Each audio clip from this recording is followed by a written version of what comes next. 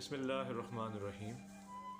ناظرین، عرب میں ایک رواج تھا کہ جو غلام پیدا ہوتے تھے وہ نسل در نسل غلام ہی رہتے تھے، لیکن ہم آج ایسے غلام کی بات کرنے جا رہے ہیں جو پیدا تو غلام ہوئے تھے لیکن ان کی ماں ایک شہزادی تھی جن کا نام تھا پرنسز حمامہ۔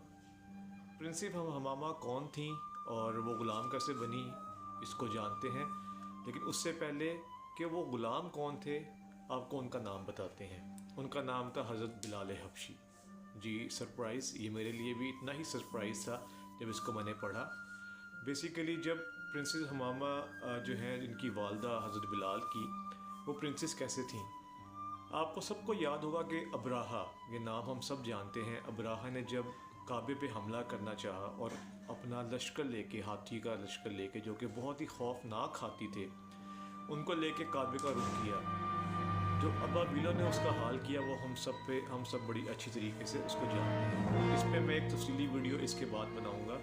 ابھی صرف اتنا ہی کہ جب شکست ہو چکی تو جو ان کی والدہ تھیں یعنی کہ پرنسز حمامہ، ان کو امیہ بن حلف نے خریدا، اور ان کے جو آقا تھا اس کا نام امیہ بن حلف ہی تھا، اور یوں جو تھے وہ حضرت بلال، وہ پیدا تو غلام ہوئے لیکن ان کی والدہ ایک شہزادی تھی۔ جی ہاں، وہی بلال جو اذان دیتے تھے تو چرند پرند انسان سب کے سب ان کی طرف کھینچے چلے آتے، اتنی سریلی اذان کہ ہوائیں گھٹائیں سب ان کی طرف کھینچی چلی آتی۔ وہی بلال جنہوں نے بہت ظلم سہے امیہ بن حلف کے اور دوسرے لوگوں کے، لیکن اسلام پہ ڈٹے رہے، اپنے عقائد پہ کھڑے رہے۔ وہی بلال جب فتح مکہ کے بعد جنہوں نے کعبے پہ چڑھ کے اذان دی، یہ وہی بلال ہیں جن کی ہم بات کرنے جا رہے ہیں۔ ان کی ماں بالکل ایک شہزادی تھی، اس لیے ان کی تربیت بھی انہوں نے ایک شہزادی کی طرح کی، اس لیے وہ عام غلاموں سے ڈفرینٹ غلام تھے۔ انہوں نے بہت ظلم سہے، اور ایک اسلام قبول اسلام کے بعد ان سے کسی صحابی نے سوال کیا کہ بلال، آپ کو نبی پاک صلی اللہ علیہ وسلم کی کون سی بات تھی جو انسپائر کی؟ تو یہاں پہ آپ کو ہم بتاتے ہیں اخلاق کی بات۔ جی، اخلاق جو کہ ایک سگنیفیکنٹ اثر رکھتا ہے دوسروں کے اوپر، رویوں کے اوپر۔ وہ واقعہ آپ کو بتاتے ہیں، بہت ہی دلچسپ واقعہ ہے۔ حضرت بلال کا مالک امیہ بن خلف بہت ہی زیادہ ظالم تھا۔ ایک بار حضرت بلال کو بہت تیز بخار تھا، اور اس بخار کی حالت میں اس نے ان کو چکی پیسنے کو دی۔ وہ چکی پیسنے بیٹھ گئے، لیکن انہوں نے لحاف اپنے اوپر لے لیا تاکہ اس میں سردی سے بچ سکوں، لیکن ان کی آنکھ لگ گئی۔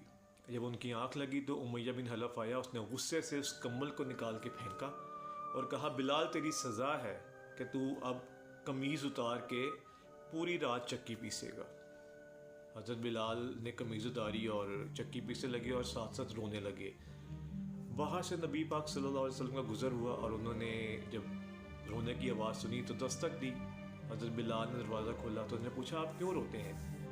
تو حضرت بلال نے تھوڑے سے سخت الفاظ کہے کہ آپ جائیں کام کریں، یہاں سب پوچھنے والے ہیں، ہاتھ پکڑ کے نکالنے والا کوئی نہیں، داد رسی کرنے والا کوئی نہیں ہے۔